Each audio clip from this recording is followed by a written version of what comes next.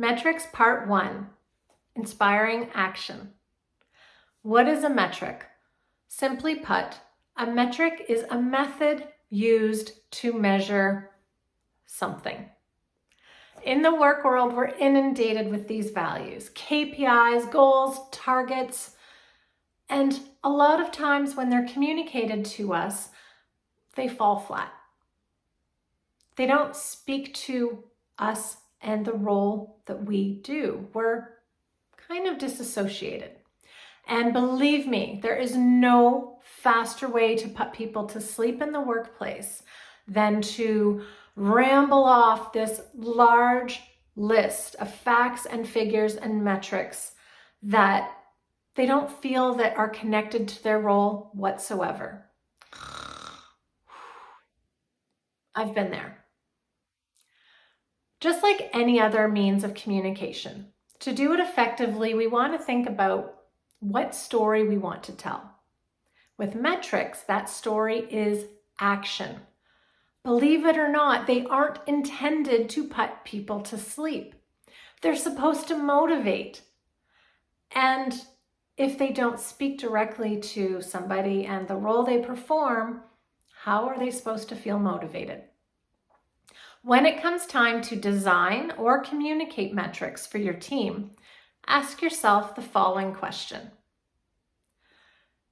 If my team were to look at these numbers, would they understand what activity they should start, stop, or continue based on the results? And if the answer is no, they would not know exactly how to directly connect that result to their role and then take action based on that, your metrics aren't hitting the mark, or they're not being communicated in a way that relates to what they're doing. Think of it this way.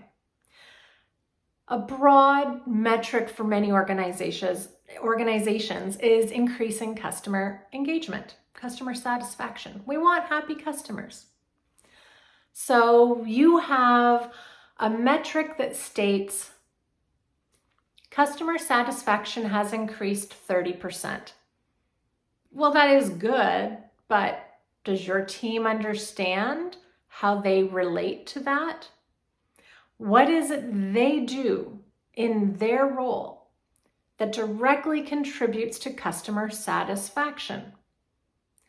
And should they be continuing to do what they do? Should they stop doing something? Or should they start doing something different? You need to figure out how a result ties to the actual activities of your team or the roles of the people you're communicating to. This is important, as I mentioned, at the design stage as well. The idea is when they hear this number, they should understand not only how they're contributing in their day-to-day, but also if that contribution is helping to maintain a certain value or increase or decrease that value. Now give yourself a little bit of a break. If you're thinking that's a lot of work, just be a little patient. You likely have all the information right at your fingertips. You just need to find a bit more of a creative way to explain the connection to your team so that they can recognize their own contributions in order to help support the goals of the organization.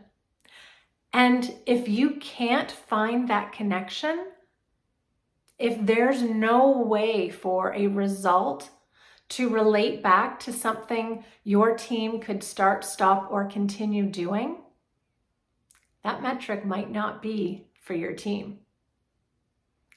All right, that was just video number 1. I hope you'll stick around. Video number 2 for metrics and communication looks at providing context.